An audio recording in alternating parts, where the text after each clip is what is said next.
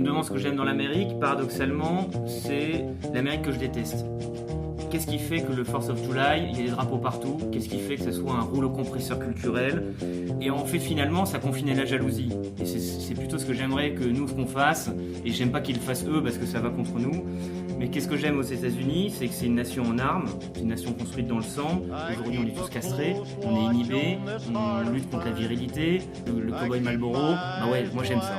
C'est un pays qui dit les institutions supranationales c'est super, mais je reconnais pas le TPI. C'est mes règles, mais moi je joue pas. Moi j'aime ça. Ça me fait chier parce que je suis français, mais moi j'aime ça. C'est l'Amérique que j'aime. Je peux pas traduire un ressortissant américain au TPI. Par contre, je fais la guerre à tout le monde et je suis un terroriste international. Et tant pis pour vos gueules. Moi j'aime ça. C'est l'Amérique que j'aime. C'est un pays qui investit massivement dans les fonds d'investissement, qui a des fonds souverains, souterrains, financés par la CIA, qui a une vision à long terme. J'aimerais bien que la France le fasse. Ça, c'est l'Amérique que j'aime. C'est le consensus républicain-démocrate. De toute façon, ce que je veux, c'est l'American Way of Life. Que les Français, les politiques français s'intéressent au bien-être des Français. Moi, j'aimerais bien qu'on fasse ça. Donc c'est l'Amérique que je déteste, mais c'est l'Amérique que j'aime et qui me rend jaloux. Et au final, en fait, c'est l'Amérique que j'aime, c'est ouais, vous les Européens, vous avez raison, mais moi j'ai un gros canon. Ouais, j'aimerais bien qu'on ait des gros canons aussi. I keep you on my mind both day and night, and happiness I've known proves that it's right, because you're mine. I walk Chers amis auditeurs d'Orage d'Acier, bonsoir. Vous écoutez le 4e volet de votre émission Révolutionnaire Conservatrice sur le web. Autour de la table, Julien. Bonsoir. Kazad. Bonsoir. Mathieu. Bonsoir. Et Chinois. Oui, bonsoir. Pour évoquer ce soir l'Amérique que nous aimons. Quelle est cette Amérique? L'Amérique que nous aimons, c'est cette Amérique qui n'est pas l'Amérique colonisatrice, impérialiste. C'est l'Amérique de la sous-culture américaine, l'Amérique de la contre-culture même. Cette Amérique qui bombarde aujourd'hui en Syrie, en Afghanistan, et qui a bombardé depuis la fin de la Deuxième Guerre mondiale plus de 50 nations. L'Amérique que nous aimons, c'est une autre Amérique, une contre-Amérique, une Amérique des catacombes d'une certaine façon, une Amérique indienne, une Amérique européenne, une Amérique des paysages aussi, une Amérique qui a été ce continent neuf, qui a reçu cette graine européenne qui a germé sur cette terre immense, aux paysages absolument époustouflants, dans laquelle sont nées aussi de nombreuses initiatives, qu'elles soient individuelles, des aventures littéraires. C'est cette Amérique des missions espagnoles, de ces paysages du nord de la Californie avec ses forêts de séquoia centenaires. La Californie aussi de ces missions espagnoles où on voit des avant-postes religieux établis par des dominicains, des franciscains et des jésuites qui à l'époque étaient encore sous domination mexicaine et autour desquels on a vu pousser des petites colonies soit amérindiennes, soit d'Indiens du Mexique. Ces missions qui sont aujourd'hui encore une destination touristique, puisqu'elles longent la route 101, et qu'on y voit encore de nombreuses familles s'y rendre, puisque c'est un élément constitutif de l'identité californienne, et qui dépendent encore de l'archidiocèse de Los Angeles et de San Francisco. Il y a aussi les magnifiques paysages de l'Arizona. On a tous en mémoire des westerns, les westerns de papa, dans lesquels on voit des chevaux pommelés indiens chevauchant dans ces plaines de l'Arizona, en particulier à Death Valley.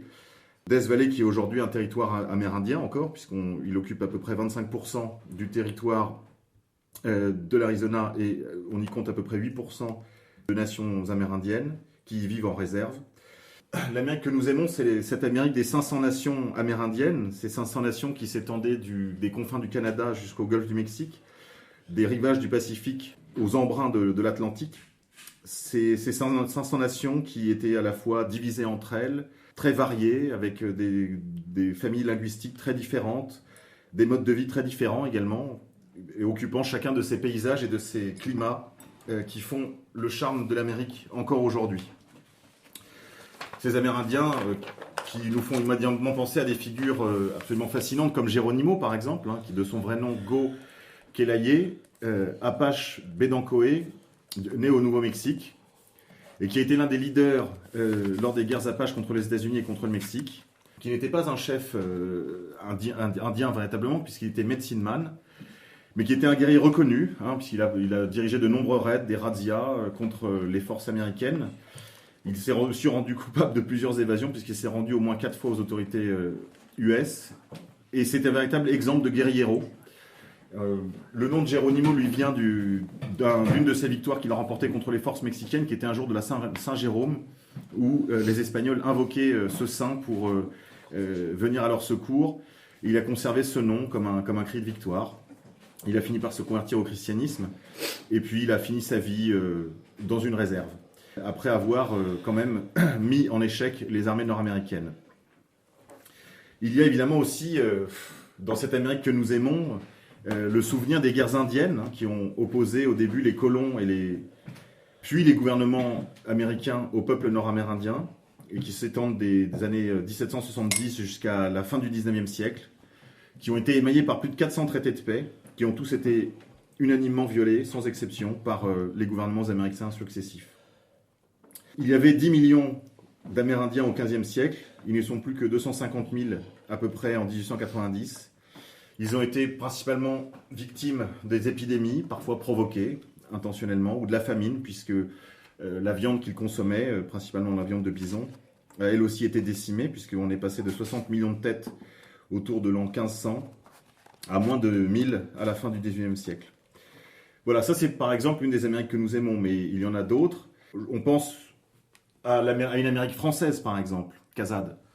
Au-delà de l'Amérique française, sur l'Amérique des Indiens que vous aviez évoqué avant, Monsieur K, on peut voir aussi l'imaginaire qui existe chez les petits-enfants encore de l'Indien fier qui se dresse contre les cow-boys. Je pense aussi aux scouts et à la totémisation, où c'est un vrai acte de maturité et ce qu'attend chaque scout, d'être totémisé, de devenir un sachem, à l'image de ces guerriers indiens fiers chevauchant à travers les plaines. Mais pour en revenir à l'Amérique française, les peuples anglo-saxons colons qui se sont installés sur le territoire d'Amérique du Nord ont toujours été en confrontation avec les Indiens. Au contraire des Français, qui eux, territorialement, occupaient d'ailleurs une très large bande de terre qui allait du golfe du Mexique jusqu'au-delà de la Terre-Neuve, presque au niveau du cercle polaire. Contrairement aux anglo-saxons qui, eux, agglutinaient sur l'océan Atlantique, n'osaient pas aller à la rencontre de ces peuples indiens. Au contraire, les colons français, à l'image des trappeurs et des coureurs des bois, ont entretenu très vite de très bonnes relations avec les populations indiennes. On parle de Nouvelle-France au niveau territorial, mais on peut aussi en parler au niveau de la hiérarchie sociale et même des liens entre les populations, puisque les colons français qui arrivent accompagnés d'aristocrates se mélangent entre eux. Donc on assiste à des mariages entre paysans et aristocrates, mais aussi, et fait beaucoup plus intéressant, à des mariages entre aristocrates français et princesses indiennes, entre paysans français et chasseurs indiens. Donc cette mixité qui existe au niveau français a permis les grandes explorations, le traçage des premières routes à travers le continent américain, qui a ensuite été utilisé dans le sens contraire par les peuples anglo-saxons pour coloniser véritablement et chasser les populations de leur territoire. Oui, je l'évoquais en introduction, il y a eu, je le disais, plus de 400 traités de paix avec les nations indiennes qui ont tous été violés. Et ça, évidemment, ça a émaillé l'ensemble du processus de colonisation progressif des territoires vers l'ouest.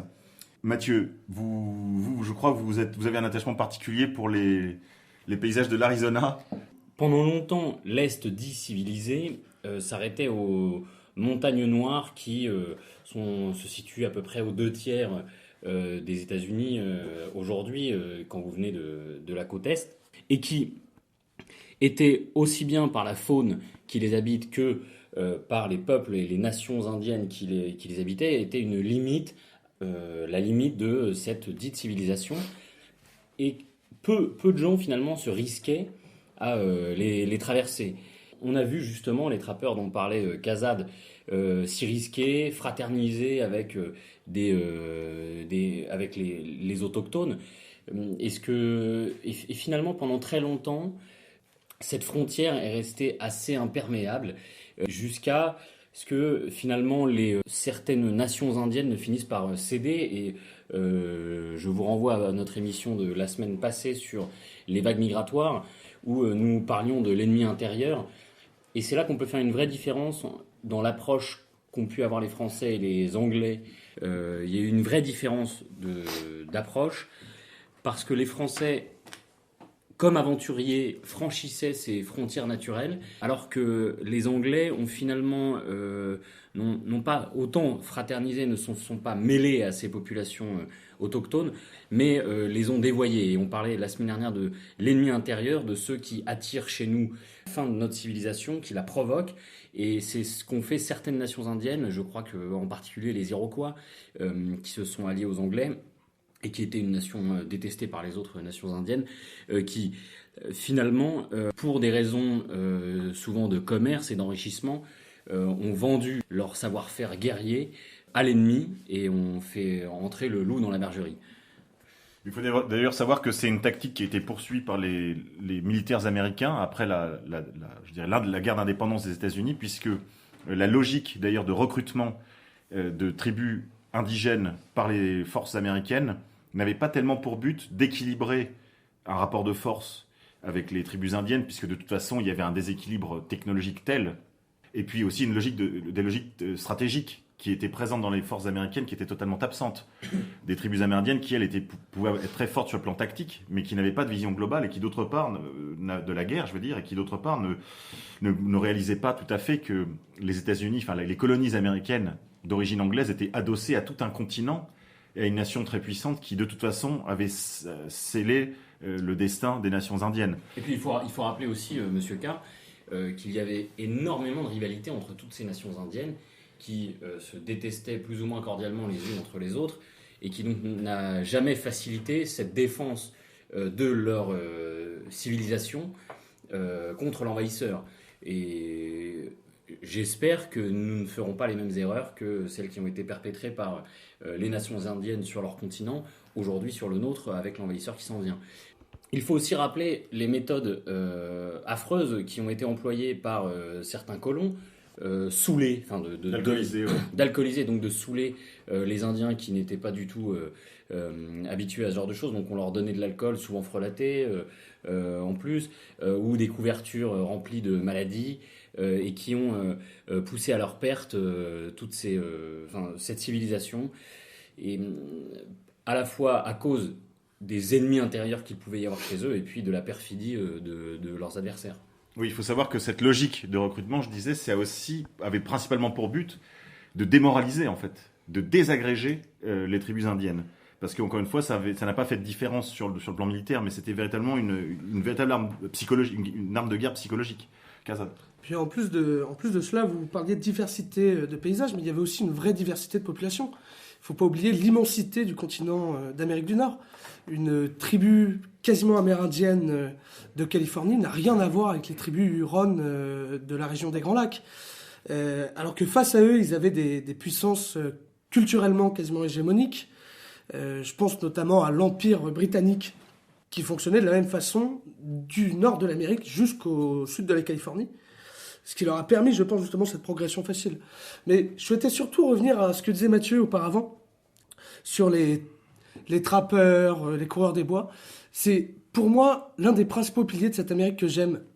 Ce personnage qui, profondément indépendant, vit reculé, en dehors de la société, quasiment comme un hors-la-loi, et qu'on retrouve dès les premiers temps dans les grands explorateurs français. Par la suite, vous évoquiez les westerns de papa, Monsieur K, mais c'est exactement ça, avec Davy Crockett.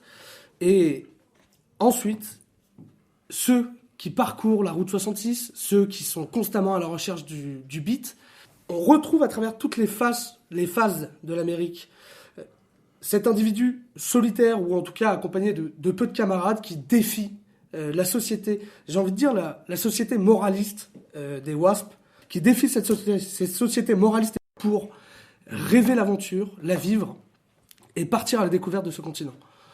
Je crois que les figures des chefs indiens sont en partie la face un peu cachée de cette figure de l'individu qui se dresse. Oui, tout à fait. Pour ceux qui s'intéressent aux nations indiennes, ils peuvent retrouver aux éditions du Rocher une collection qui s'intitulait Nuages rouges, qui a publié de nombreux textes de chefs indiens, de medicine man aussi. Donc je vous envoie à cela. Et puis il y a aussi les grands romans de l'enfance surtout de nos parents, voire de nos grands-parents. Il y avait toute une mode du roman indianiste qui date des années 20, des années 30, et qui évidemment s'est adossé en partie à la culture scout. J'ai évoqué tout à l'heure rapidement la question des missions espagnoles, ça aussi c'est un sujet très intéressant, la présence du Mexique dans tous les États du sud des États-Unis, puisqu'ils ont été pendant longtemps sous souveraineté mexicaine. Il y a un épisode qui, moi, me touche particulièrement, c'est la question du Texas. Il y a eu un projet de faire venir Napoléon pour le nommer empereur du Texas. Il y a eu une guerre d'indépendance du Texas contre le Mexique, avant que le Texas ne devienne un État américain annexé par les États-Unis. Il y a eu une révolte texane. Donc il faut savoir qu'à l'époque, le Texas, malgré qu'il soit sous souveraineté mexicaine, était peuplé à 85% d'anglo-américains, on va dire, simplement. Ils ont décidé, à un moment donné où le Mexique voulait centraliser son gouvernement, quitter le modèle fédéral pour entrer dans un modèle jacobin, ils ont décidé de leur indépendance. Et ça a donné lieu à des batailles célèbres, dont la bataille de Fort Alamo, qui est un modèle du genre, du siège héroïque. Voilà, ça c'est une chose intéressante aussi dans l'esprit américain, c'est l'esprit d'insurrection finalement, et la capacité à savoir dire non pour la défense de la patrie. Il y a une date funeste dans cette histoire de l'Amérique que nous aimons, c'est le traité de Paris, qui date du 10 février 1763, et qui verra l'éviction de la France d'Amérique du Nord, puisque les Français céderont l'essentiel donc des territoires, à la fois à l'Espagne et à l'Angleterre, pour y reprendre pied plus tard. Ce traité de Paris donc, donne la partie est de la Louisiane aux Anglo-Saxons et la partie ouest aux Espagnols. Il a été signé par Louis XV suite à la perte de la guerre de 7 ans. Et en fait, on ne retrouve la souveraineté, d'ailleurs, que sur la Louisiane de l'Ouest, qu'en 1800. Donc après Louis XVI, sous Bonaparte. Et c'est Bonaparte qui, considérant ce territoire comme une dépense inutile, finit par la céder pour une somme plus que dérisoire. Si je peux me permettre d'insister un peu sur cette date de 1763, elle est fondamentale, puisqu'en fait c'est suite à près de 2 siècles de guerre sur la Terre-Neuve, le Canada, le Québec, la région de Montréal, où les colons français sont battus contre ceux de Boston. Cette date funeste voit le départ, la déportation même, puisque ça a été une déportation forcée, des colons français, justement en Louisiane, et ce qui a donné derrière les Cadiens, qu'on connaît plus généralement sous le nom de Cajuns, mais qui en fait est un terme péjoratif anglo-saxon. Et donc ces Cadiens qui ont donné toute cette culture de la Nouvelle-Orléans, cette culture du Bayou, ces derniers restes de culture française. Aujourd'hui, il y a près d'1 million d'Américains qui se revendiquent Cajuns ou d'origine cadienne. Ces derniers restes de l'aventure française en Amérique du Nord, qu'aujourd'hui nous connaissons et qui a, je pense, beaucoup participé à la renommée de la France à travers les siècles, et notamment durant les années folles, parce que la Nouvelle-Orléans, du fait de son rythme effréné, a toujours été un phare de la culture et je dirais quelque part de la folie française. C'est vrai. On pense immédiatement au carnaval de la Nouvelle-Orléans. On pense aussi au chant créole de la Nouvelle-Orléans qui va évidemment avoir une très profonde influence sur le blues et sur le jazz. Les créoles qui sont en fait les immigrés français, enfin les fils et filles d'immigrés français vivant aux États-Unis. C'est ça, créole dans le sens de blanc des Amériques et non pas dans le sens de la culture créole au sens de métis. Le mot jazz lui-même est sans doute un mot qui provient du français. Jazzer, discuter, jazzer. On voit bien là l'improvisation musicale. Là, il y a une marque aussi d'une profonde marque française. Et puis aussi la nature des instruments qui sont utilisés, ce sont des instruments de la musique classique en fait qui commencent le jazz. On pense tout de suite au saxophone qui tire son nom de lui du duc de Saxe. On pense aussi à la clarinette, qui est un instrument français. À la trompette, bien sûr, la trompette française, là aussi, la trompette du temps de Lully, n'est-ce pas? Puisqu'il y avait 3 grands instruments, le hautbois, la trompette et le tambour. Voilà, il y a cette Amérique catholique, mais qui n'est pas que française. Il y a aussi cette Amérique que nous aimons, c'est cette Amérique catholique des Irlandais, des Italo-Américains, des Français, des Mexicains aussi, des Portoricains. Et puis des Amérindiens, c'est moins connu, mais les Amérindiens ayant été catholicisés par les Espagnols, il y avait de nombreuses tribus indiennes qui étaient devenues catholiques, par le biais des jésuites souvent, c'est vrai, Cazade. Et il y a par exemple un film où on voit une trace de cela, c'est Wind Talkers avec Nicolas Cage, où le traducteur Comanche, Apache je crois. Navarro, merci chinois, tout à fait, parce que les Américains avaient décidé de crypter les communications pendant la guerre du Pacifique en Navarro, afin de rendre impossible en fait de casser le code. Il était impossible de casser le code en utilisant la langue navarro. Et donc ils utilisaient des agents de communication, enfin des opérateurs radio de la nation navarro. Donc très beau film que je recommande aux auditeurs, Windtalkers, où on voit une belle amitié entre un Navarro et un Irlandais catholique tous deux dans les îles du Pacifique. Oui, pour faire le lien d'ailleurs avec le film sur les Indiens, veuillez m'excuser, chers auditeurs, de cette référence à Hollywood, mais vous avez 2 films importants. C'est Le Dernier des Mohicans, avec Ralph Fiennes, qui explique bien la situation de la guerre contre les Anglais, de l'alliance en fait entre les Indiens d'un côté et avec les Français, de l'autre côté, de ces Iroquois qui partent avec les Anglais. Et deuxième film, un film très intéressant aussi, qui s'appelle Danse avec les loups. Danse avec les loups, qui montre bien la fin de la période de la guerre de colonisation des Américains et la nécessité de la fuite pour les dernières tribus indiennes si elles ne veulent pas être exterminées par ces Américains. Oui, la fin des guerres indiennes. Oui, Kazan.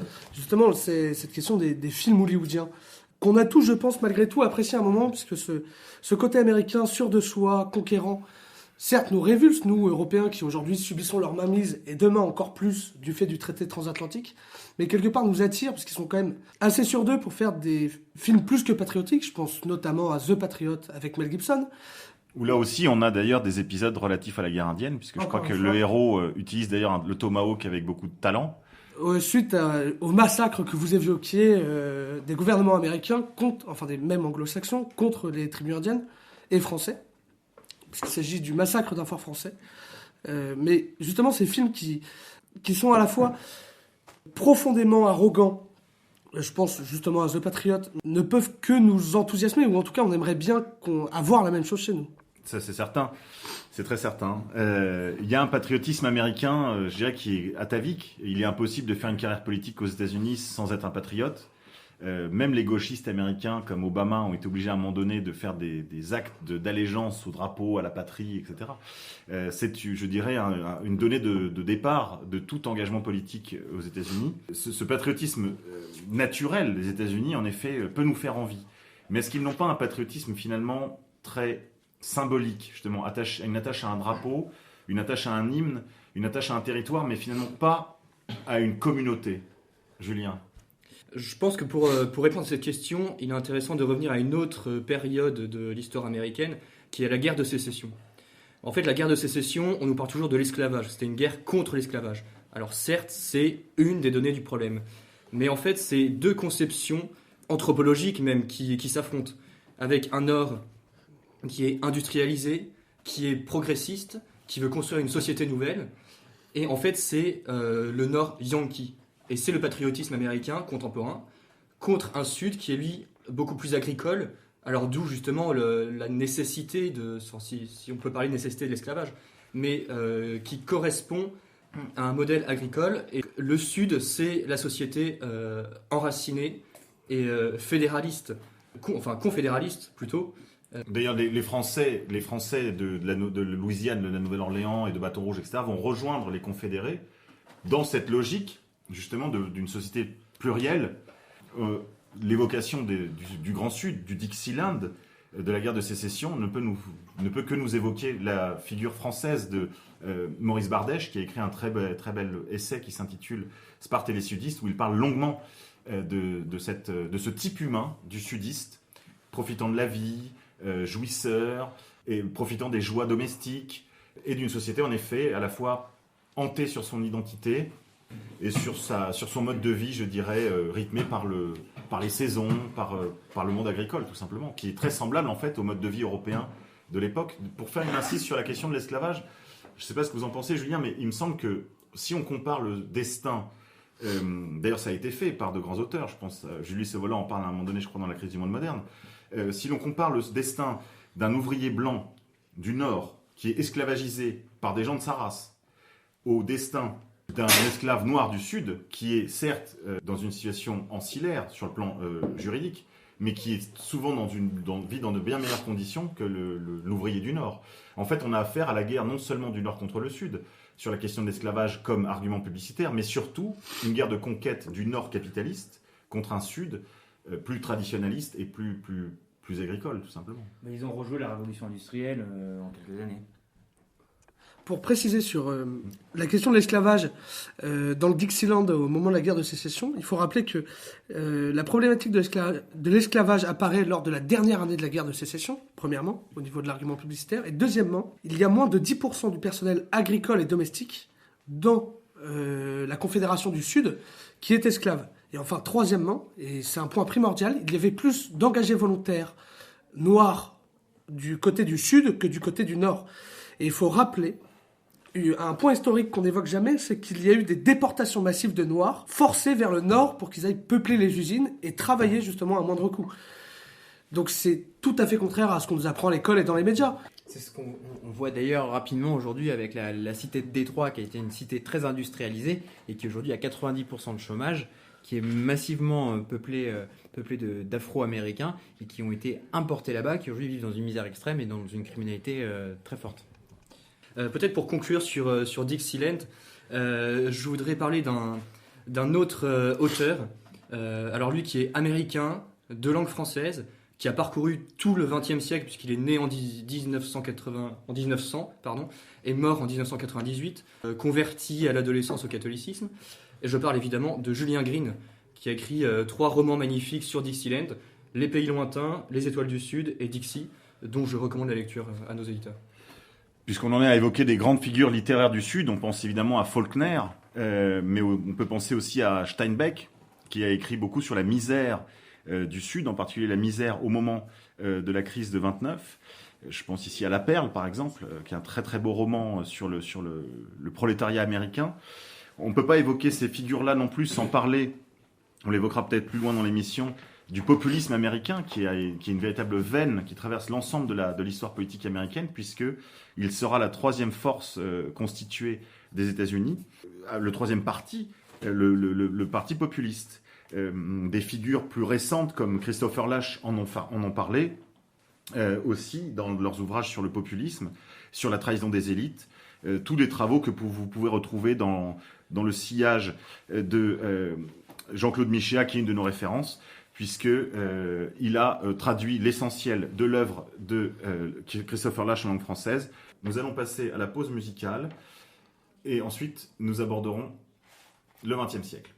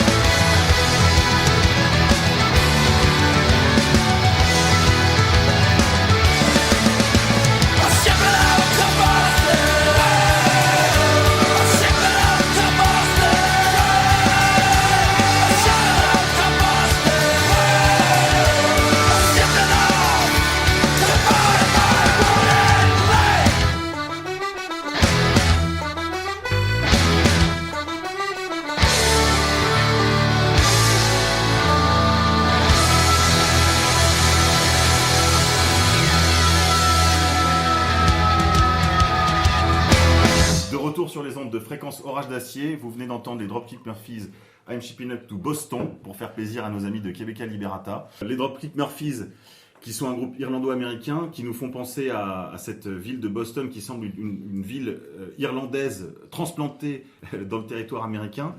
Ça nous fait penser aussi à la solidarité que les Irlando-Américains ont témoigné aux combattants de l'indépendance irlandaise tout le long du siècle, puisque on se souvient qu'Eamon de Valera lui-même était d'origine irlando-américaine, le premier président de la République irlandaise. Mais c'est une solidarité aussi qui s'est prodiguée jusqu'à une date récente, puisque les derniers combats de l'IRA étaient encore financés par la diaspora irlando-américaine de Boston. Boston, un véritable topic nord-américain avec cette équipe des Boston Celtics, équipe de basket, pour ceux qui n'aiment que le football ou le baseball. Mathieu.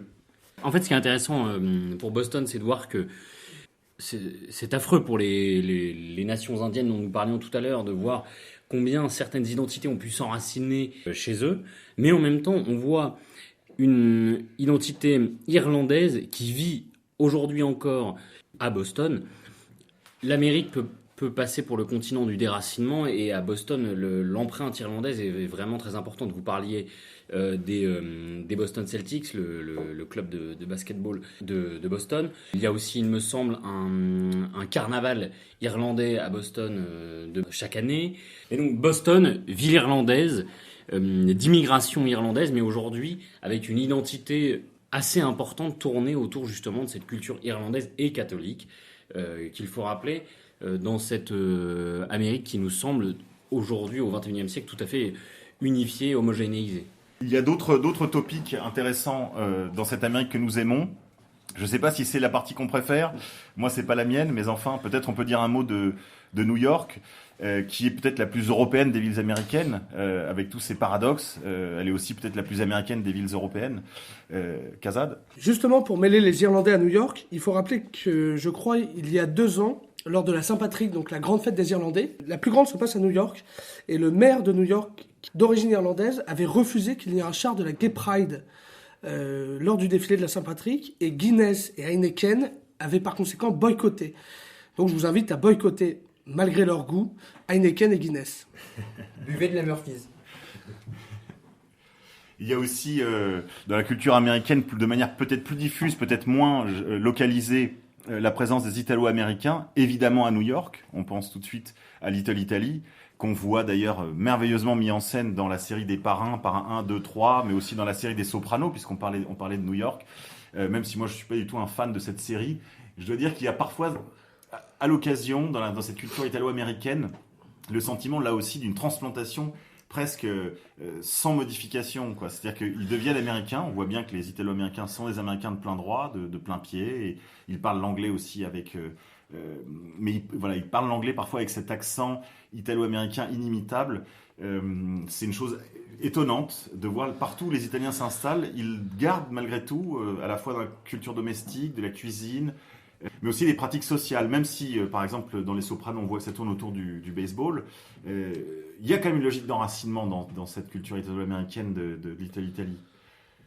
C'est parce bon sang de saurait mentir. On ne peut pas se défaire ainsi de cultures millénaires qui nous imprègnent et donc imprégneront les enfants de ces gens-là et particulièrement pour le peuple italien qui a une culture immense et à qui nous devons beaucoup, aussi bien en termes de politique, de musique, de culture militaire, de tout ce que vous voulez. Donc forcément, on ne se défait pas de ce genre de choses-là. Et quand bien même on traverserait l'Atlantique, ils ont gardé ça en eux. Et finalement, j'évoquais la semaine dernière la phrase de Charles Maurras qui disait tout ce qui est déraciné déracine, mais tout ce qui est enraciné participe aussi à continuer un certain enracinement. Et c'est ce que font les Italiens dont vous parlez à New York, c'est ce que font aussi les communautés irlandaises de Boston. Ce qui est d'ailleurs très intéressant pour abonner dans le sens de Mathieu, c'est que cet enracinement est lié aussi à un patriotisme américain. C'est-à-dire que les deux sont fortement liés, et ce qui a énormément permis, pour l'anecdote, aux Américains de pouvoir débarquer en Sicile, puisque finalement, c'est la mafia italo-américaine qui a aidé les Américains à débarquer en Sicile grâce à leurs cousins, toujours dans cette fibre patriotique, pour leur permettre ensuite d'évoluer sur le reste de l'Europe, mais je crois que, chers auditeurs, que vous connaissez déjà l'histoire. Et justement, comme disait Mathieu, bon sang ne saurait mentir, et c'est peut-être leur côté catholique de ces deux communautés, et donc leur côté latin, qui explique quelque part leur forte participation dans la criminalité. Je pense notamment à la prohibition, où Boston était l'une des grandes plaques tournantes de l'alcool, et New York, l'un des plus grands lieux de consommation. Il y a aussi, on pense tout de suite évidemment à Chicago, qui est au bord de la frontière avec le Canada. Les bootleggers, c'est qui faisaient ces contrebandiers qui faisaient le trafic de l'alcool pendant la prohibition entre les États-Unis et le Canada. Ce côté de refus de l'autorité de vouloir continuer à boire des coups. Quand on voit dans la mythologie américaine qui transparaît des films, des différentes séries télévisées, quelles qu'elles soient, que ce soit les Sopranos, même des séries ou des films plus anciens et jusqu'aux plus modernes comme les Sons of Anarchy, on voit que c'est toujours ces communautés italiennes ou irlandaises qui sont impliquées. Ce ne sont pas les Américains de souche, comme on peut voir dans Gangs of New York, mais au contraire les derniers arrivants qui sont les plus impliqués dans la criminalité organisée. Et je pense du fait de leur côté latin. Alors, il y a aussi une autre chose qui est intéressante, c'est de voir cette société puritaine qui va voter une loi, donc ils vont obtenir une majorité au Congrès.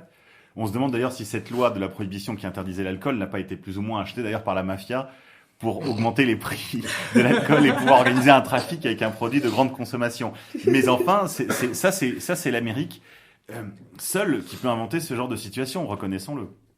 Puisqu'on en est aux lois et qu'on parlait de la criminalité et qu'on a parlé déjà des figures qui se dressent contre la société, il y a deux lois très individualistes dans leur conception, très libérales dans leur inspiration philosophique, dont je voudrais peut-être qu'on dise un mot. Le premier amendement, le deuxième amendement.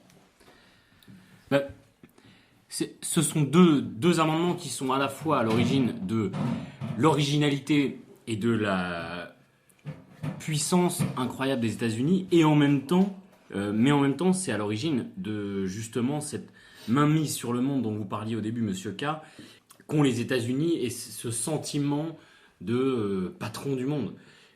Parce que le premier amendement qui traite finalement de ce qu'on appelle aujourd'hui trivialement la liberté d'expression, et le deuxième amendement qui traite lui de la défense, enfin de sa propre défense. Oui, pour détailler pour l'auditeur, donc le premier amendement permet en gros la liberté d'expression absolue, à condition de ne pas tomber sous vraiment l'injure à proprement parler, encore que ça va beaucoup plus loin que dans les législations occidentales européennes. Et le deuxième amendement autorise la détention et le port d'armes, et qui donc a autorisé la détention d'armes sans condition, le port d'armes sous condition, me semble-t-il, c'est ça. Pour les citoyens américains. Ce qui vous permet quand même d'acheter une arme automatique parfois dans une station essence.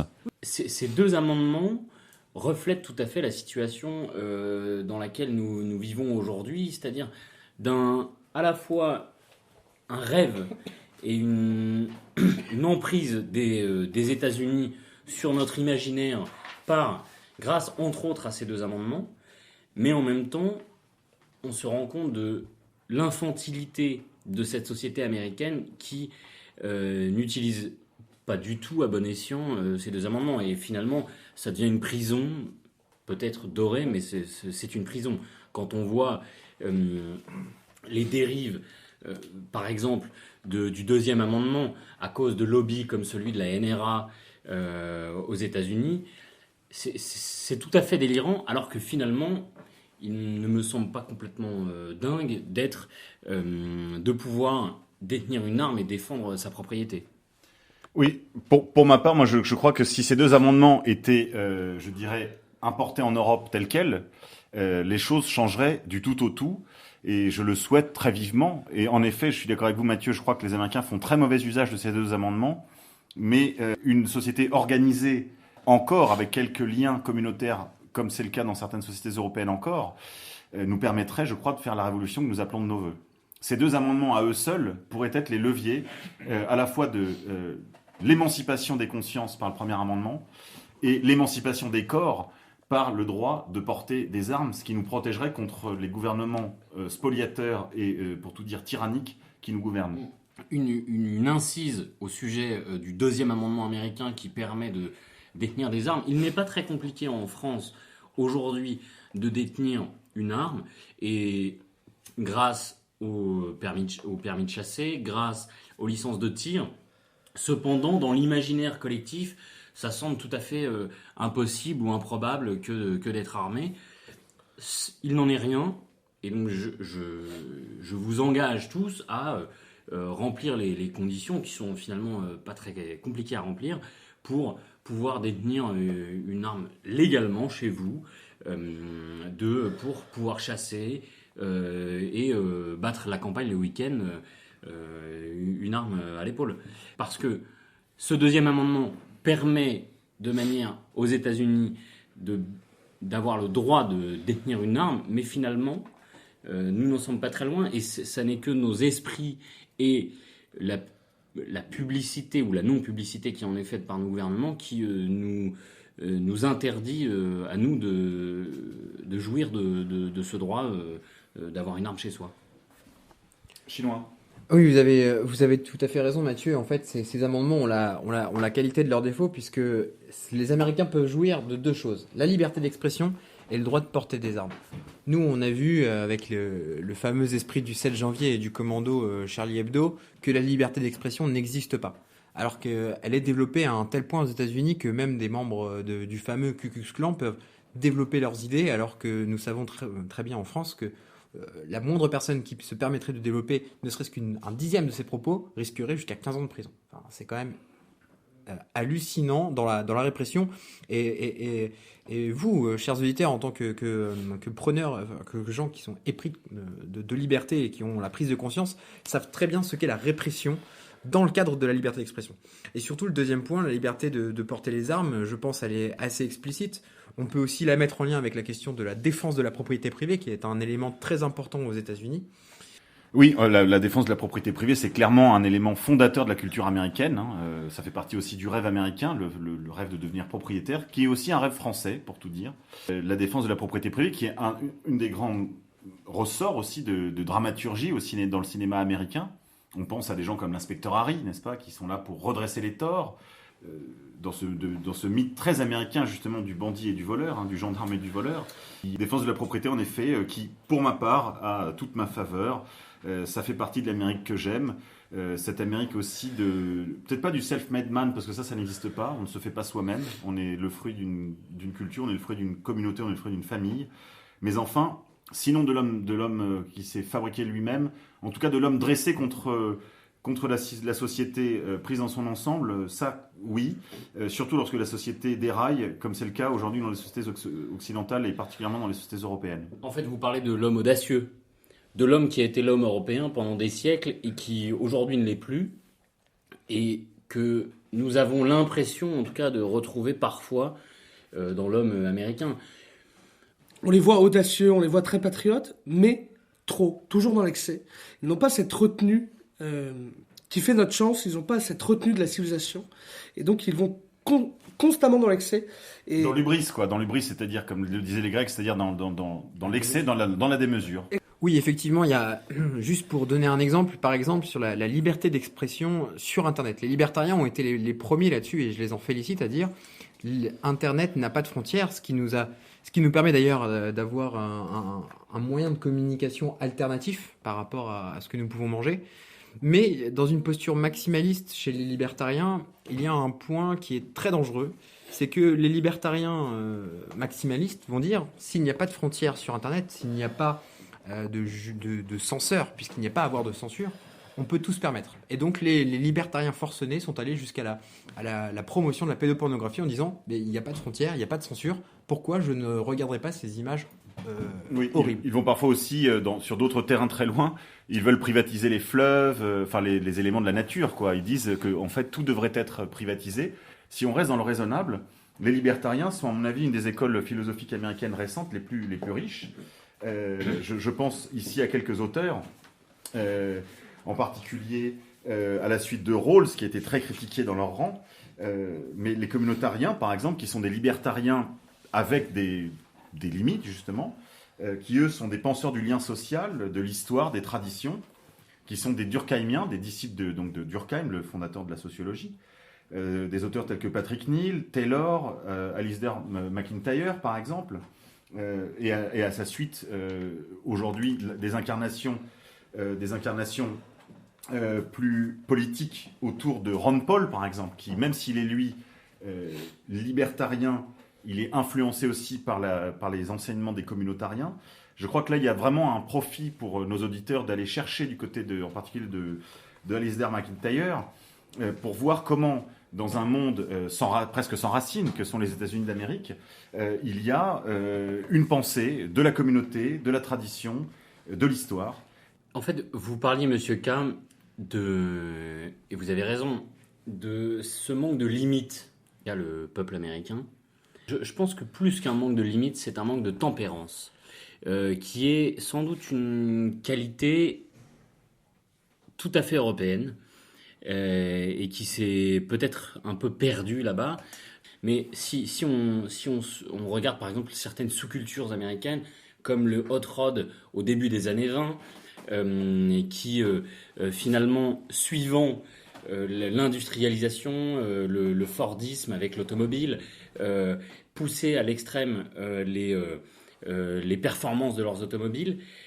Puis, après le crack de 29, les automobiles étant de moins en moins chères, donc de moins en moins performantes, les Américains, dans leur garage, customisaient ces véhicules pour faire des courses, au début dans le désert, puis finalement ailleurs. Toute cette mode de la customisation qui va jusque dans les années 70 avec les Harley-Davidson, la moto, mais aussi qu'on retrouve aussi dans les années 90, cette folie des Américains, de tous les sports extrêmes, en moto, le dirt track, le BMX, le skateboard, voilà. Et en fait, on voit justement tous les sports de l'extrême, en fait, sont souvent issus sont nés aux États-Unis. Roller, tous leurs sports nationaux sont vraiment très différents des nôtres. Sinon violents, en tout cas toujours frôlant la limite. Oui, quand on voit le hockey sur glace, le football américain, voilà, tous ces sports-là sont nettement plus violents que les nôtres et en fait, à la fois sont très attirants, mais manquent de cette culture de la limite, de la tempérance que nous avons, nous autres Européens. Et c'est à la fois ce qui fait l'attrait pour cette culture et en même temps notre répulsion. Et finalement, c'est aussi ça, l'Amérique, c'est le spectacle, la culture du spectacle, c'est la technique. Ils ont raison sur beaucoup de choses, mais finalement, ils font tout dans l'excès. Oui, on peut dire que la culture américaine est marquée de gigantisme. D'ailleurs, il y a un auteur qui avait écrit Small is Beautiful, Ernest Friedrich Schumacher, je pense en réaction à la culture américanomorphe d'inspiration capitaliste, parce que cet excès permanent, en fait, trouve sa racine dans le capitalisme. Ce gigantisme, les États-Unis sont comme la terre d'élection du capitalisme. C'est eux qui en sont la terre aussi de mission, de propagation. Ce sont eux les principaux missionnaires du capitalisme dans le monde. Et donc, en effet, il y a un gigantisme qui marque la culture américaine, et ce n'est pas cette Amérique que nous aimons. Oui, au contraire, nous tournons plutôt vers ceux qui ont contesté cette culture capitaliste et cette société de consommation. Je pense tout de suite à une figure du XXe siècle qui d'ailleurs est très européenne par ses racines, puisqu'il est d'origine bretonne, je crois, Kerouac. Oui, Jack Kerouac, d'un père breton, d'une mère américaine, donc qui a vécu toute sa vie d'une extrême pauvreté, qui a écrit un livre extraordinaire qui s'appelle Sur la route, qui a fait l'objet de deux films. Le dernier, d'ailleurs, je vous invite à le regarder, il est très bien fait, et qui explique cette situation de l'Amérique qu'il voit se développer sous ses yeux. Et lui, il va développer la question de la quête spirituelle, puisque Kerouac est profondément catholique, il ne faut pas l'oublier. À un moment dans un texte, il dit « Je me retrouve à 1 contre 10, je suis un moine catholique ». Et donc avec ses amis, dont Allen Ginsberg, qui va écrire de très jolis poèmes, va développer toute cette question-là, qui n'a rien à voir d'ailleurs avec les beatniks de la Beat Generation, puisque Jack Kerouac, bien que le beat, c'est le mouvement dont vous parliez, Monsieur K, tout à l'heure, c'est le jazz, jazzé, c'est ce mouvement rythmique. Et donc, ce sont des gens qui vont travailler, mais qui vont aussi, le soir, après leur travail difficile dans les champs agricoles, parler de philosophie, de religion, de politique. Et donc, ils vont tout le temps mener cette quête spirituelle, amenant aussi à toute une contre-culture livresque. Je crois que Zad, d'ailleurs, avait des amis là-dessus. Mais là-dessus, sur Kerouac, il faut vraiment le lire parce que c'est un jeune homme qui, très inspiré, très volontaire dans la littérature, se trouve face au début du monde déraciné, le monde moderne que nous connaissons aujourd'hui, et qui trouve comme remède, comme expédient de partir à la rencontre des gens et surtout à la rencontre des réalités. Et je sais que ça a été mon cas, je sais aussi que ça a été le cas de Julien, parce qu'on a pu le partager parfois, qu'à la lecture de ce livre, à l'âge de 16, 17, 18 ans, on est parti sur les routes, on a fait du stop, on a campé dans des lieux improbables, on s'est retrouvé dans des situations totalement grotesques, mais c'est ces choses-là qui forment la jeunesse, et je pense que c'est le livre La Route, sur la route de Jacques Kerouac est vraiment une bouffée d'espoir, un message qui nous donne envie d'aller de l'avant dans ce monde fermé qu'on peut connaître chaque jour, chacun, en allant au travail, en allant étudier, en voyant la décrépitude de notre nation. Ça donne une vraie volonté d'aller de l'avant. Et Kerouac, là-dessus, c'est vraiment l'Amérique que nous aimons. C'est cette Amérique fougueuse des coureurs de grands chemins, de ceux qui parcourent la route et qui nous rappellent à nous, Européens, à nous, Français, que nous l'avions fait auparavant et que nous en sommes plus que capables, que c'est même aujourd'hui ce que nous devons faire. Oui, ça renvoie à la France des grandes compagnies, de ces compagnies de malandrins en fait qui écumaient les routes de France et d'Europe. Ça renvoie à la croisade des enfants, en fait à cette vie un peu nomade qui existait dans l'Europe avant les frontières de l'époque moderne, de l'État moderne. Mais Kerouac était aussi une figure qui a été évoquée par un auteur important, par Julius Evola dans Chevaucher le tigre. Il explique que lorsqu'une société est malade, les malades d'une société malade, en fait, sont peut-être les plus bien portants. Et il pensait non seulement à Kerouac, mais à toute la Beat Generation, donc les auteurs qui entouraient Kerouac, mais aussi à certains auteurs de science-fiction comme Ballard. En fait, Evola, dans cet ouvrage, dans cet essai, aborde plusieurs aspects de la culture américaine qui ont retenu son attention. Et donc, même au cœur des ténèbres, finalement, on peut trouver une pépite, on peut trouver un diamant. Julien. Je voulais revenir justement, prendre la route, c'est toujours une quête. Et c'est Kerouac lui-même qui explique le terme de beat au sens où lui l'entend, donc qui est à l'avant-poste justement de cette beat generation. Le beat, c'est à la fois le rythme, donc le rythme qui est celui de la musique, qui est celui de la route, parce que la route a son rythme propre. Le rythme de l'aventure, le rythme de la voiture, quand on prend la voiture, quand on fait du stop, ou le rythme de la marche. Le rythme des rencontres aussi. Le rythme des rencontres, exactement. Le rythme qui est à la fois des rythmes différents et un rythme en lui-même, le rythme de l'aventure. Et le deuxième sens de beat, il faut l'entendre au sens latin, qui est beat, beatus, bienheureux. Et justement, c'est sous ce sens-là que Kerouac insiste sur le sens religieux et mystique de la quête de la route. Et c'est ça l'Amérique que nous aimons, et c'est par le beat, par le béat, que Kerouac renoue avec la conquête vers l'ouest. Oui, un rythme lent de cette route qui est toujours soit au pas de l'homme, soit en tout cas de la voiture, mais là on a affaire à un continent. Donc en fait, traverser les États-Unis en voiture, lorsqu'on fait du stop, ça doit être une aventure quand même de quelques semaines et des occasions de rencontre. On le voit très bien dans le film qui évoquait Chinois à l'instant. Ce deuxième film qui a été fait sur le thème de la route, donc inspiré de l'ouvrage de Kerouac. Mais il y a aussi chez Kerouac une autre spiritualité pour ceux qui ne sont pas de spiritualité chrétienne. Il y a une spiritualité bouddhiste qui l'a intéressé, en particulier la spiritualité bouddhiste japonaise. Il a écrit un très bel ouvrage qui s'appelle Satori à Paris, qui doit faire peut-être 25 pages ou 30 pages, que je recommande aussi aux auteurs de lire, parce que Kerouac, c'est les États-Unis, mais c'est aussi l'Europe. L'Amérique qu'on aime, c'est aussi cette Amérique qui regarde vers l'Europe, Mathieu.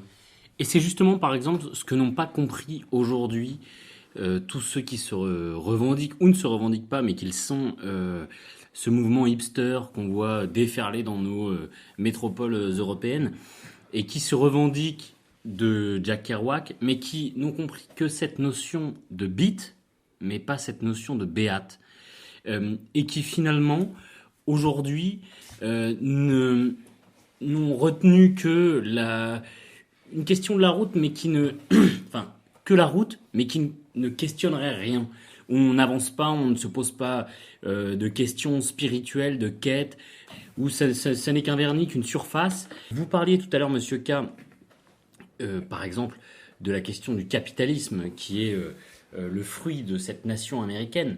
Mais finalement, si on regarde au fond des choses, le capitalisme n'est autre que la question de la propriété qui aurait été poussé à son extrême, mais finalement qui n'aurait pas dû aller jusqu'à C'est absolu, oui. Oui, C'est la propriété absolue, oui. Oui, la question de la propriété est essentielle et le droit à la propriété doit être évident. Ce manque de tempérance a créé le capitalisme, puis ce libéralisme sans frein que nous vivons aujourd'hui. Et Chinois parlait tout à l'heure du traité transatlantique, qui n'est qu'un aboutissement ultime, finalement, de ces choses-là. Donc, c'est ce manque de tempérance, de limite, typiquement européenne, qui fait que les États-Unis, qui, pour certains, paraît comme étant un aboutissement d'une culture européenne, finalement, l'Amérique est trop jusqu'au-boutiste pour être audible par elle, et encore plus pour nous, Européens. Ou par le monde. Il faut savoir que le mode de vie américain est insoutenable avec une seule planète. Voilà, pour ceux qui sont un peu les familiers des thèmes de la décroissance. Ce principe fondamental américain de la propriété, finalement par son manque de tempérance, son manque de limite, a donné le capitalisme sans frein. Et un camarade me le rappelait récemment. Ça n'a finalement plus rien à voir avec la propriété, puisqu'aujourd'hui, ce sont les banques qui sont propriétaires de ce dont vous pensez être vous-même le propriétaire. Et donc, ce droit à la propriété a donné, par manque de limite, le capitalisme, le libéralisme, l'ultralibéralisme, qu'évoquait tout à l'heure Chinois avec la question du traité transatlantique. Mais finalement, on retrouve assez bien cette dichotomie entre la culture catholique arrivée en Amérique par la France et d'autres nations, mais d'abord la France, l'Espagne bien sûr, en Amérique centrale, mais aussi dans le sud, aussi les Italo-Américains, et cette culture anglo-saxonne protestante incarnée par les WASP. L'Amérique est un continent, l'Amérique du Nord est un continent du paradoxe, et qui à la fois nous subjugue et à la fois nous inspire le dégoût. Et c'est mon cas, sans doute est-ce le vôtre aussi. À la fois, moi qui suis passionné de mécanique, j'adore toute cette culture dont je vous parlais il y a quelques instants, du hot rod, cette culture de la moto, et en même temps j'aime le cinéma, donc il y a des choses intéressantes dans le cinéma hollywoodien, mais il y a aussi très populaire. Oui, et très populaire. Et il y a en même temps énormément de merde, pour être très honnête, de merde soit propagandiste, soit de merde tout court. C'est tout le paradoxe du continent de l'Amérique du Nord, c'est ce manque de tempérance, ce manque de limite. Est-ce que ce paradoxe américain n'est pas le fruit justement du fait qu'il provient à la fois de l'Europe et qu'en même temps, il s'est constitué comme une page qu'on tourne et qu'il a tourné le dos à l'Europe? Est-ce que l'Amérique qu'on aime n'est pas finalement l'Amérique qui continue de regarder vers l'Europe? Julien? Oui et non, parce que en fait, le paradoxe américain, c'est aussi le fait qu'il a été construit par tous les immigrés européens. Et donc, on a deux Europes. Donc l'Europe alors plutôt du nord, anglo-saxonne, protestante, et l'Europe plutôt du sud, latine, catholique, qui se retrouvent sur le même continent pour construire le même pays. Et donc en fait, c'est l'opposition entre ces deux Europes au sein même des États-Unis. Julien, merci.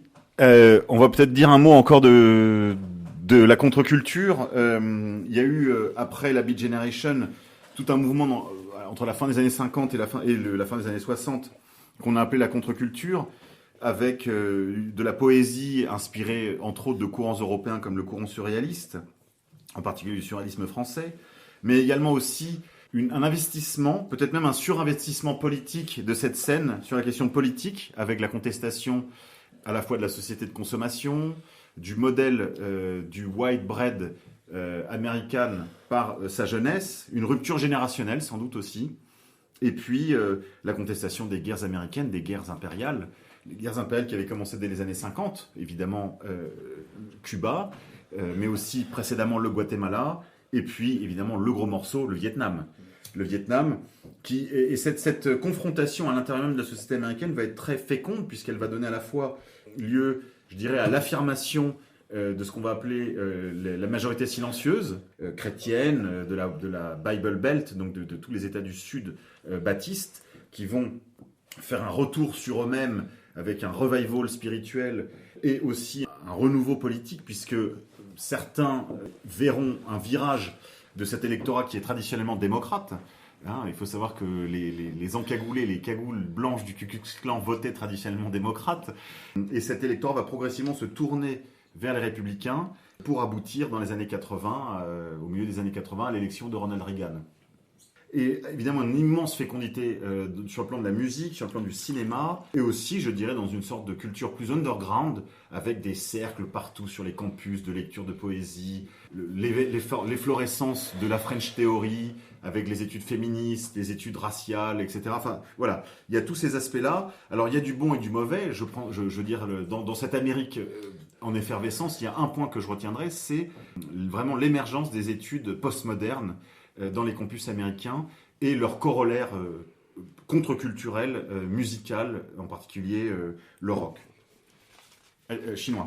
À l'époque de la guerre du Vietnam, il y a un mouvement qui s'appelle les Weather Underground. Les Weather Underground sont le vrai groupe radical, donc au sens propre, qui permet en fait d'avoir une contestation sur les campus américains. Les Weather Underground vont même jusqu'à poser des bombes, jusqu'à attaquer des casernes ou tout au moins attaquer des militaires dans le cadre de la guerre du Vietnam. Donc c'est le seul mouvement proto-armé qu'on aura pu apercevoir aux États-Unis, et ensuite avec un développement parfois un peu plus pernicieux, puisque vous avez raison, ils sont inspirés de tous les structuralistes français, jusqu'à Judith Butler la théoricienne du genre, oui. Tout à fait, qui a développé la théorie du genre et dont nous voyons les effets pernicieux aujourd'hui.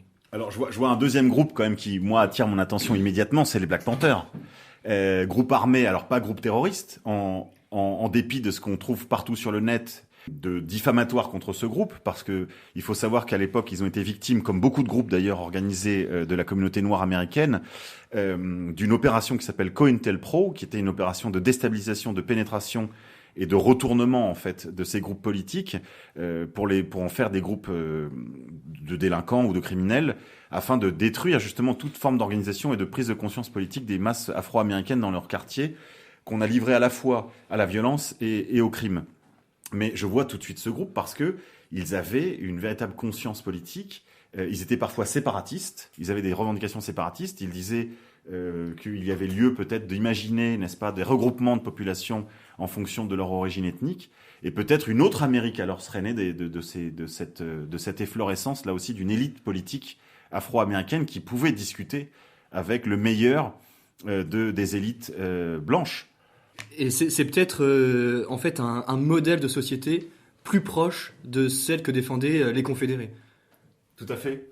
Sachant que, puisqu'on parlait tout à l'heure du deuxième amendement, qu'un article de loi de l'État de Californie autorisait le port d'armes dans les rues, y compris d'une arme de guerre, à la condition qu'elle soit visible.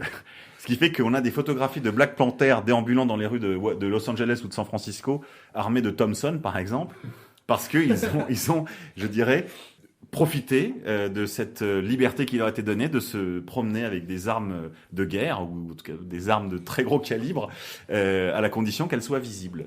Et c'est donc là que j'en reviens à ce que disait tout à l'heure dans l'émission les Chinois. Il parlait du TAFTA, le traité transatlantique, et qui finalement n'est pas un traité qui avantagerait le peuple américain sur le peuple européen. C'est un traité qui avantage les multinationales qui sont en majorité américaines, mais qui finalement ne font que détruire et attaquer ce peuple américain comme il nous attaque nous. Et il faut bien être conscient de cela. Nous sommes un peuple attaqué, dévasté par cette culture américaine, mais eux le sont aussi. Et malgré le fait que ce soit un peuple de colons, qu'ils aient décimé les nations indiennes, nous parlions au début de l'émission, qu'ils aient fait la guerre à plus de 50 nations depuis 50 ans. Oui. Ces gens-là ont un patriotisme dévoyé, nous en parlions, se trompent souvent, mais ces gens-là sont les premières victimes de la politique de leurs élites, comme nous le sommes aussi chez nous, il faut bien le rappeler. Parce que ces mecs qui sont les Américains d'aujourd'hui sont autant des victimes que nous le sommes aujourd'hui. Et il faut bien le rappeler parce que même si, et vous le rappeliez en début d'émission, Monsieur K, nous détestons une immense partie de l'Amérique actuelle et de sa culture, il faut bien se rappeler que c'est une immense partie de la population américaine aussi la subit et la déteste. Oui, il faut dire que le peuple américain a de nombreuses qualités. Je voudrais en citer quelques-unes. Il est ingénieux, il est généreux, il est créatif et il est foncièrement honnête. Moi, j'ai découvert... À l'image du peuple européen qui a permis de créer ce peuple américain. Absolument. J'ai découvert, moi, la culture des conservateurs américains, en particulier par le biais des animateurs radio, qui évidemment sont présents sur Internet, découvert toute une scène du conservatisme américain extrêmement riche, extrêmement intéressante, extrêmement enrichissante, très dynamique, très travailleuse aussi. Tout un tissu associatif extrêmement dynamique sur des questions aussi variées que la question de l'autisme, la question de la malnutrition, le combat contre les multinationales, le combat contre la mondialisation, contre le TAFTA. C'est-à-dire tous les grands enjeux mondiaux font l'objet aux États-Unis d'une prise de conscience d'une minorité militante, certes, mais en tout cas qui chiffre rapidement, puisque par exemple sur la seule question du terrorisme de fabrication étatique, il faut savoir qu'il y a aujourd'hui 8 à 10 millions d'Américains qui sont actifs sur les réseaux sociaux, sur l'Internet, etc., et qui combattent la propagande gouvernementale sur la question du terrorisme ou des organisations terroristes de fabrication de synthèse, comme Daesh par exemple. Les Américains sont aussi volontaristes, ils témoignent d'un esprit pionnier. Et puis quand même, disons-le, même si c'est une affaire éteinte, ils ont été les gros rangs de l'anticommunisme et de l'antinazisme de ce siècle. Ils ont combattu en particulier le communisme sur tous les fronts. Ils ont donné de nombreux enfants, parfois issus de familles provinciales, qui savaient pas très bien quelle guerre ils allaient faire, mais enfin, ils ont quand même versé leur tribut dans la guerre contre le communisme, contre l'empire du mal. Et puis, il y a aussi un autre aspect qui, moi, retient mon attention, c'est l'esprit religieux. Alors, il y a une très grande tolérance, typiquement libérale, typiquement anglo-saxonne, à l'égard de la foi, de la confession des uns et des autres. Mais enfin, l'esprit religieux est une donnée sociale qui est admise, qui est un facteur positif dans la culture américaine. Et pour moi, ça, c'est une chose qui change entièrement le climat culturel. Moi, j'y suis très favorable, même si je suis moi-même de culture catholique, qui est plutôt une culture antilibérale sur le terrain religieux. Je dois dire que je préfère le climat sur cette question de l'autre côté de l'Atlantique. Il y a, je l'ai dit tout à l'heure, beaucoup d'apports aussi à la philosophie politique contemporaine du peuple américain. On a évoqué rapidement les libertariens, on a évoqué les communautariens, le populisme américain autour de la figure de Christopher Lasch, qui a été un peu l'universitaire qui a concentré les travaux qui sont disponibles en langue française maintenant par le biais de Jean-Claude Michet, je le disais avant la coupure musicale. Mais surtout, il y a l'expérience du Tea Party. Est-ce que l'un d'entre vous veut réagir sur la question des Tea Party ? Alors bon, le Tea Party, c'est une initiative grassroots, comme disent les Américains, c'est-à-dire une initiative issue du monde militant, qui s'est constituée à la droite du Parti républicain et qui a pour but d'imposer dans le débat politique américain des thématiques familiales, pro-vie, pro-liberté, pro-propriété. Un retour aussi aux fondamentaux de la Constitution américaine contre les différents coups de canif qui lui ont été portés à la fois par le Patriot Act et toutes les lois scélérates qui ont été votées ces dernières années, ou les décisions présidentielles d'ailleurs, qui compromettent gravement l'ordre constitutionnel américain, en particulier touchant à la liberté d'expression ou encore au caractère privé des communications, qui se battent en particulier contre la NSA et toute la culture du renseignement et de la surveillance généralisée que promeut le gouvernement central américain, chinois. Oui, vous avez entièrement raison. Il y a quand même une promotion très forte de toutes ces valeurs chez les Américains. Et les Américains, même si, à la différence des Européens qui, eux, vont vont plutôt avoir une tradition de la rue, de descendre, de manifester, de se battre. Les Américains, eux, vont surtout récemment, vont être beaucoup dans les, encore une fois, pardonnez-moi, les whistleblowers, ces lanceurs d'alerte sur des sujets très importants. Et là, je pense à Edward Snowden, qui a été le dernier et le plus important des lanceurs d'alerte sur la question de ce que vous disiez à l'instant, des mesures sécuritaires. Lui-même qui a condamné la France en disant « Mais attendez, vous allez où ?» Donc, vous avez entièrement raison, les Américains sont parfois totalement dans la même mesure, mais ont aussi des qualités qu'il faut admettre.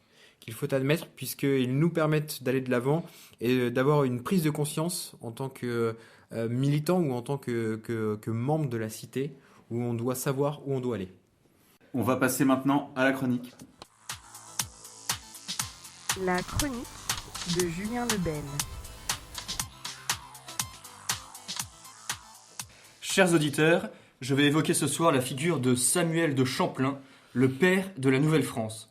Il est né à Brouage, en pays de Saintonge, qui est aujourd'hui la Charente-Maritime, vers 1567, même si la date est controversée, dans un pays protestant.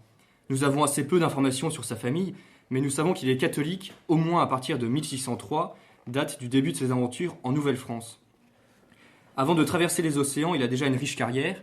Il reçoit d'abord une formation de navigateur en Saintonge, il est ensuite soldat en Bretagne, il est également géographe, donc cartographe, et c'est à partir de 1599 qu'il va vers le Nouveau Monde.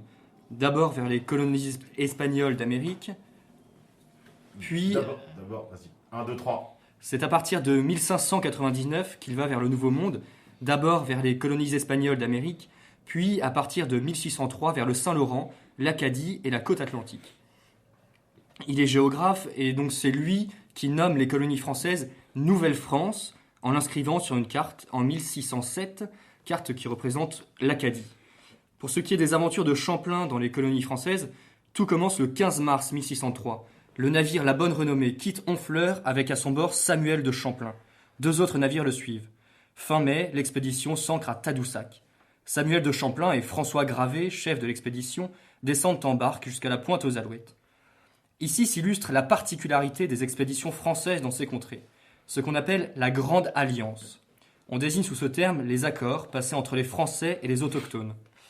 En effet, en se dirigeant vers la Pointe aux Alouettes, Samuel de Champlain et Gravé rencontrent sur place le chef de la tribu des Montagnais, Anadabidjou. Celui-ci les accueille en plein festin. Un membre de la tribu des Montagnais relate son voyage en France, son entrevue avec Henri IV.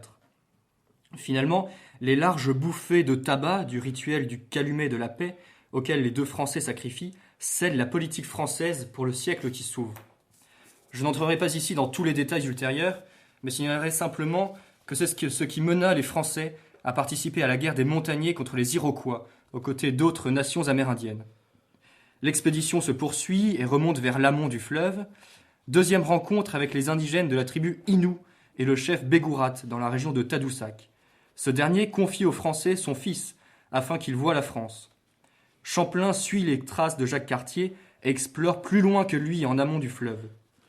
Samuel de Champlain reste plusieurs années sur place, explore, cartographie et profite de ses contacts avec la population locale pour s'intéresser aux coutumes et aux légendes.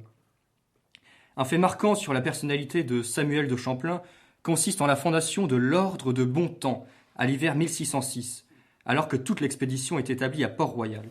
Pour passer fort joyeusement l'hiver, un des membres de l'expédition se voit remettre en début de journée le collier de l'ordre, charge à lui de rapporter le soir le fruit de sa chasse et d'en préparer de quoi nourrir le camp.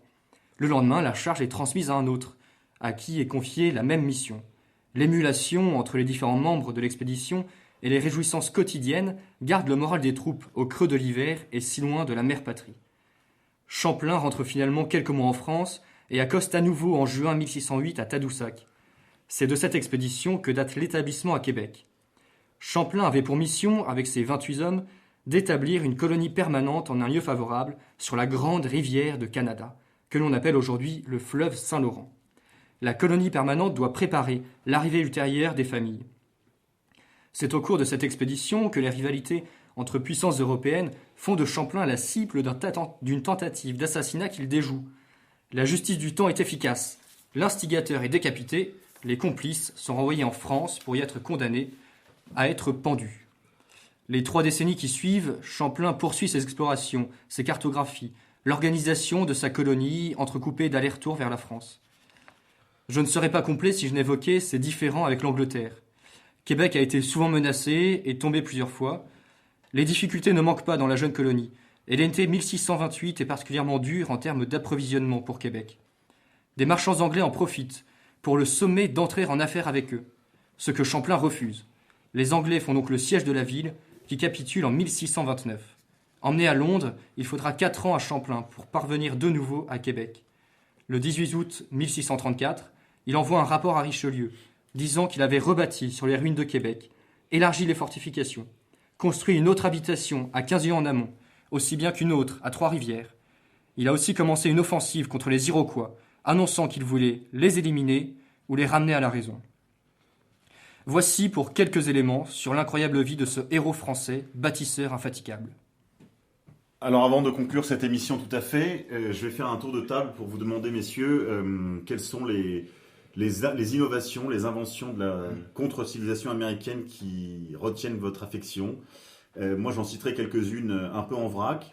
Je dirais les motos Harley-Davidson, les belles américaines, les Cadillac, Chrysler, Klesmobil décapotable, les guitares blues, le Perfecto, le point américain et la Winchester de modèle 94 qui a émaillé tous les westerns de papa dont on parlait tout à l'heure. Enfin aussi, malgré tout, même si nos camarades nationalistes des années 70 s'opposaient au port de ce pantalon devenu depuis uniforme de tout un chacun, le Serge de Nîmes, qui a donné le denim, le blue jean, et qui, depuis les années 1915, habille les orpailleurs et chercheurs d'or des Amériques.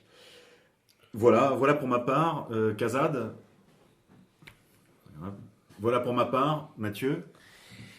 Vous avez raison, Monsieur K, et j'évoquerai dans la suite de ce que vous évoquiez vous, le skateboard des années 80, le hot rod des années 20 et 30, les aventuriers du 19e siècle, et tous ces hommes qui ont jalonné l'histoire du continent nord-américain et qui ont fait ces aventuriers que nous admirons tant.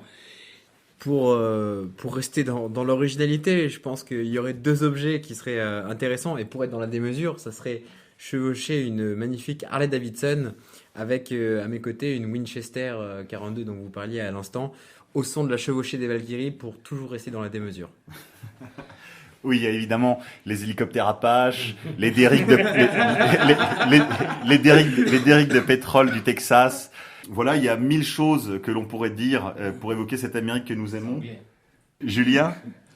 Si j'ai un objet que je devais retenir de l'Amérique, ce serait le chopper. Alors désolé chinois, je vais encore parler de moto, mais ces grosses Harley-Davidson dépouillées à l'avant pour être allégées, et qui est l'objet phare du film Easy Rider avec Peter Fonda et Dennis Hopper, qui fait partie de ma mythologie personnelle pour le côté américain. Évidemment, au côté de Kerouac, parce qu'on retrouve cette quête et la route. Alors bien sûr, on n'a pas évoqué ni la musique ni le cinéma. Nous y reviendrons peut-être lors d'un deuxième volet sur le rock'n'roll et peut-être une émission consacrée exclusivement au cinéma que nous aimons. En particulier la surf music ou le garage du nord des États-Unis, de Chicago. Kazad, un dernier mot ? Vous évoquez le blue jean et le perfecto, j'y ajouterai la gomina et le surin pour faire honneur à ces blousons noirs qui ont même peuplé Paris il y a finalement peu de temps, dont Johnny est la dernière figure et dont nous sommes avec certains camarades les derniers représentants. C'était le 4e volet de Fréquence Orage d'Acier. Chers auditeurs, merci. Et n'oubliez pas, si c'est votre premier soir, vous devez combattre.